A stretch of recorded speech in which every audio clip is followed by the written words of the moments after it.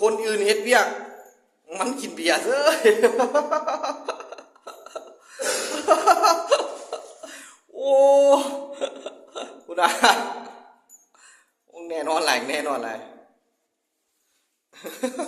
คือต้องว่าสิ่งนี้มึงโลโก้เลยโอ้เป็นไงวะ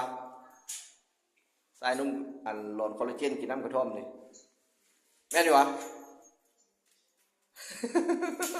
คือเห็ดเบี้ยมันอันเอาเบียร์มากินเซ้ยวันหนึ่งมันมีผู้หนึ่งนอนลูกน้องหน้ามึงนี่นะเนี่ยโอ้ยปวดกี่บักหนึ่งอยู่นอกมึงเปี้ยอะไรนี่กูสั้นเลยนี่